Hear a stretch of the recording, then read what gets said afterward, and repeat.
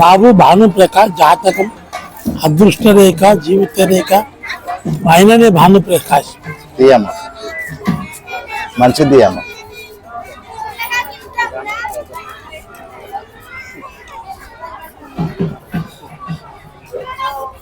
శివలింగాలు వచ్చింది. అబ్బో నువ్వే రాజు నువ్వే మంత్రి అంతేనా? ఓపెన్ టాప్ గా మాట్లాడుతూ ఉన్న చెప్తావు బాధపడుతూ లేని కల్పితం చెప్తే అందరూ వస్తారు. కల్పితం చెప్తే లేనిపోని కల్లాబోలు కబుర్లు చెప్తే అందరి దగ్గర వస్తారు.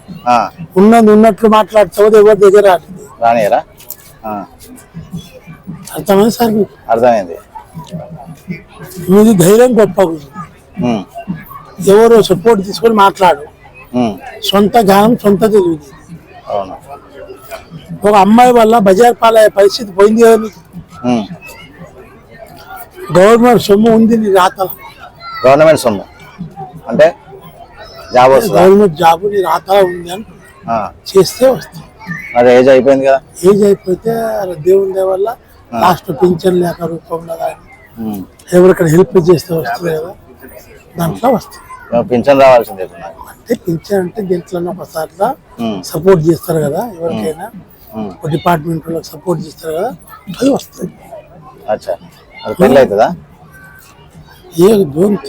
ఇద్దరు పిల్లల జాతకం రాసింది. ఇద్దరు పిల్లలు అవుతుందా? నాకు ఒక పిల్లలకి కష్టం ఉంది. జాతకంలో ఇద్దరు ఉన్నారు ఒకటే అయితే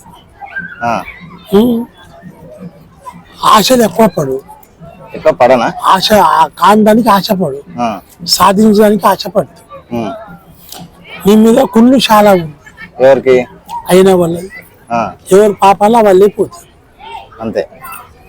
ఒకటి శ్రీదేవి గంధం పోలీస్ స్టేషన్ గంధం పోలీస్ స్టేషన్ ఎక్కాల్సిందే బైక్ కాలు చెరిగి గంధం వెళ్ళిపోయింది.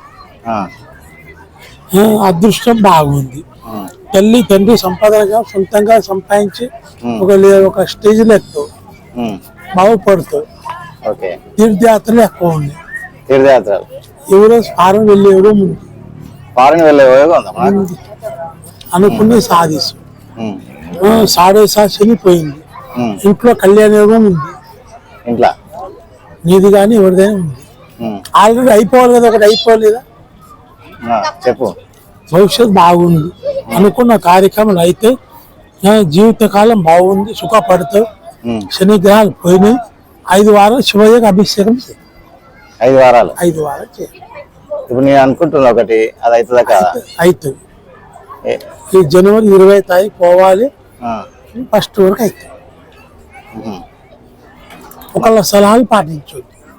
సలహాలు పాటించండి. నీ జ్ఞానం మీద కరెక్ట్ గా ఉంటే చేయాలి, లేకుంటే మానేయాలి.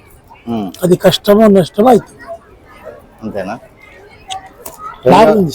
పెళ్లి యోగం అవుతుంది అంట. చెప్తే కదా ఇంట్లో పెళ్లి ఆల్రెడీ ఒకటి కావాలి. నీ పేరు మీద నీదైనా ఇవ్వదు మళ్ళీ ఒకటి వస్తుంది అంట. ఇంకోటి వస్తుంది. దైవ కార్యం చేసినా కళ్యాణం, ఇంట్లో పెళ్లి అయినా కళ్యాణం. అన్ని బాగుంది. అన్ని మంచిగా చెప్పినావు.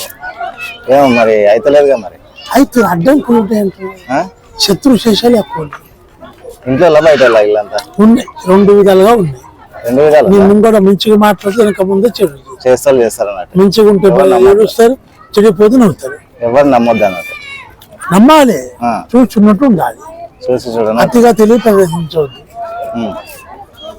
వినాలి. అందరు మనోళ్ళు అంటారు కానీ ఎంత పొడి చేసి పొడుస్తారు. ఎవరు పాపాల వాళ్ళే వదిలేయాలి, పట్టించుకోవద్దు. నువ్వు చేసే తరగతి చేస్తావు. మంచిగా చెప్పినా బాగుంది.